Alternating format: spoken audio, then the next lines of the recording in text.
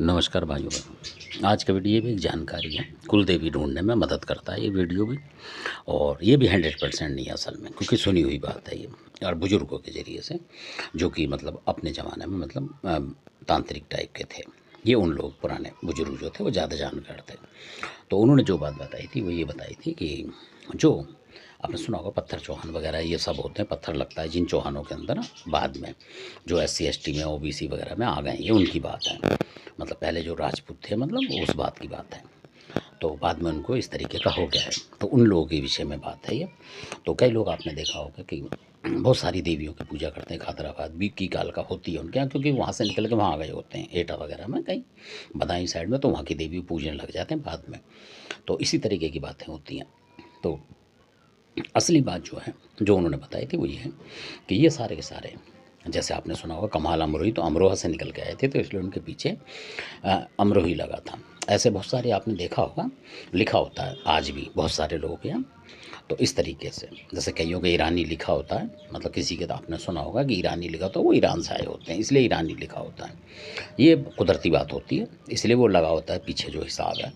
तो ऐसे ही जो आप देखेंगे कि पत्थर लगा होगा कईयों के गोत्र में, पत्थर पत्थर चौहान भी हो सकता है, पत्थर बोर्ड भी हो सकता है, या पत्थरिया भी हो सकता है, यानी पत्थर का इस्तेमाल हुआ होगा। तो अधिकतर वो पत्थरगढ़ से आए होते हैं, अधिकतर मतलब। तो इसलिए यानी कि 100 में से 40-50 तो आए होते हैं। तो ये उसी तरीके की बात है। तो जिन देवी की मैं बात बता रहा हूँ, आजकल उन्हें मनिया देवी बोलते हैं, पर वो ऐसे ही मनाया था इसलिए उनका मनिया नाम पड़ गया, क्योंकि मनाई थी।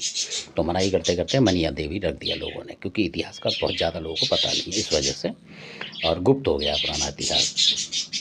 तो अब जो बात है वो ये है कि वो जो देवी थी, जो पत्थरगढ़ की लड़ाई हुई थी, तो वो राजा से गुस्सा हो गई थी, क्योंकि उन्होंने तंत्र प्रयोग करके मछला जो थी उनको बुला लिया था अपने पास, तंत्र से मतलब उनको उड़ा के हवा के जरिए से, अपने वीरों के जरिए से, और अपनी राजधानी में उन्होंने बुला लिया था पत्थरगढ़ में।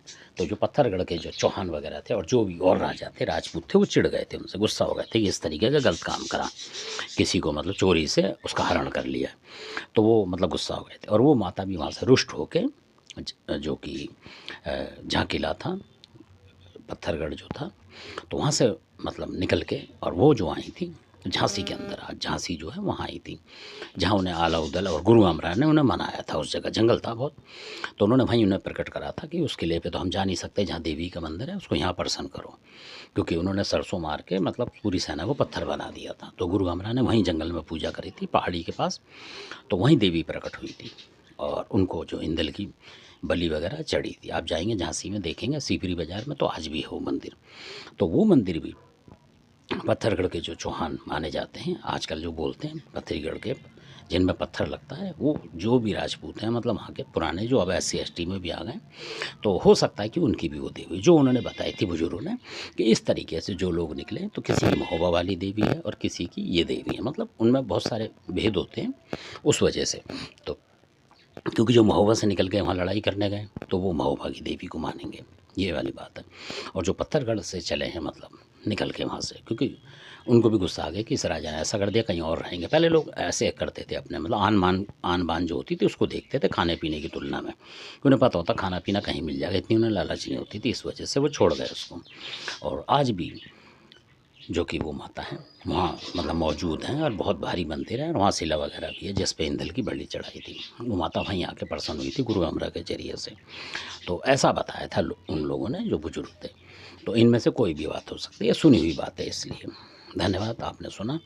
तो 100% मैं नहीं कह सकता हूँ इसको, क्योंकि ये सुनी हुई बात है, और कई बार ये बातें जो होती हैं 100% ही होती हैं असल में। अगर आप आजमाएंगे इनको, कुल देवी के नाम से आप कोई अगर प्रार्थना करते हैं इन दोनों देवियों में से किसी से भी, तो हो सकता है अगर आपका ये गोत्र वगैरह लग रहा हो, पत्थर चौहान, पत्थर फोड़, इस तरीके का, तो आप ट्राई करें। हमारा मकसद है कि हो सकता है किसी को इस तरीके से रास्ता मिल जाए। धन्यवाद आपका।